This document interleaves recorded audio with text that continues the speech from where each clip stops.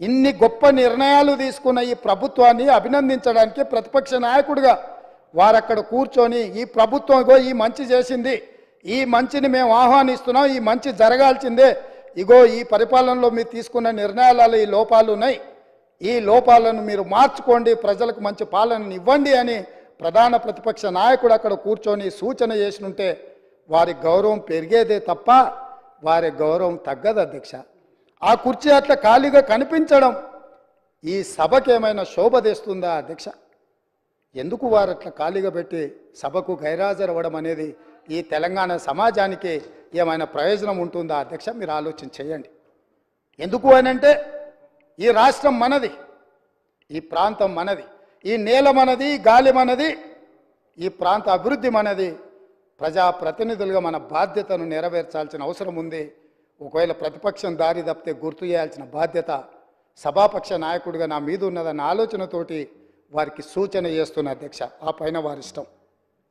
అదేవిధంగా అధ్యక్ష, పదే పదే ఈ ప్రభుత్వం వచ్చిందో రాలేదో దివాలా తీసింది, ఈ ప్రభుత్వం దగ్గర చెల్లిగవ్వలేదు, ఈ ప్రభుత్వం ఎట్లా నడుపుతారు, ఆ పథకం ఎట్లా చేస్తారు, ఈ పథకం ఎట్లా అమలు చేస్తారు, మీ దగ్గర నగదేడుంది, వాళ్ళ ఆలోచన ఎట్లుందంటే అట్లా జరిగితే బాగుండు, వీళ్ళు దివాలా తీస్తే బాగుండు, ప్రజలకు ఏం అందకపోతే బాగుండు, ప్రజలు ఇబ్బందులలో ఉంటే బాగుండు అని ఉట్టి మీద పిల్లి శాపనార్థాలు పెట్టినట్టే ఉంది అధ్యక్ష. పిల్లి శాపనార్థాలకు ఉట్టి తెగిపడుతుందా అధ్యక్ష? అట్లనే 9.5 సంవత్సరాల అధికారంలో ఉన్న మీరు కనీసము 100 రోజులు కాకముందే రోజు పొద్దున్న లేస్తే ఈ శాపనార్థాలు ఏంది అధ్యక్ష?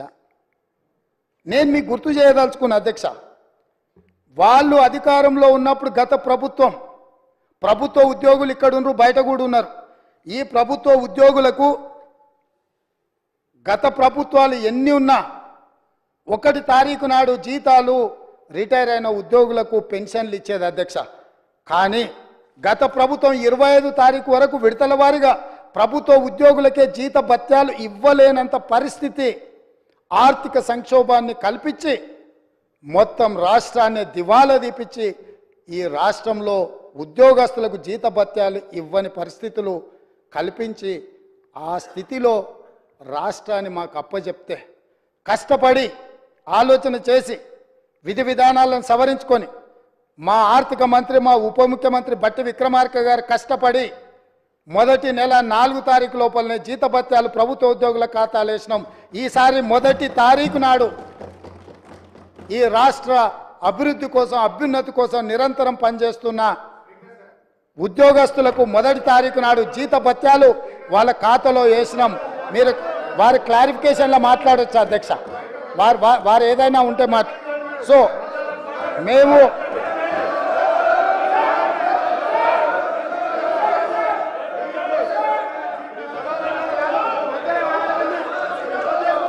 అధ్యక్ష దాదాపుగా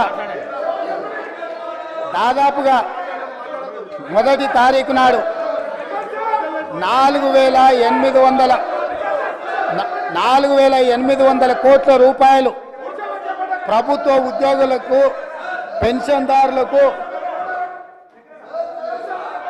speaker sir, I'm not yielding. శాసనసభ వ్యవహారాల మంత్రిగా వారు పనిచేసిన అనుభవం ఉంది హరీష్ రావు గారికి. శాసనసభ వ్యవహారాల మంత్రిగా సభానాయకుడు నిలబడి మాట్లాడుతున్నప్పుడు కనీస గౌరవం కానీ పాటించాల్సిన బాధ్యత వారి మీద ఉన్నది.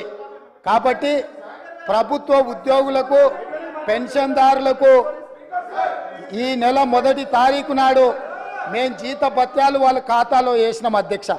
కనీసం ఈ విషయమైనా వారు అభినందిస్తారేమని మేము ఆలోచన చేసినాం అధ్యక్ష. అయినా వాళ్ళకి మనసు రాలేదు అధ్యక్ష. ఎందుకంటే ప్రజాస్వామిక పరిపాలననే వాళ్ళకు నచ్చదు.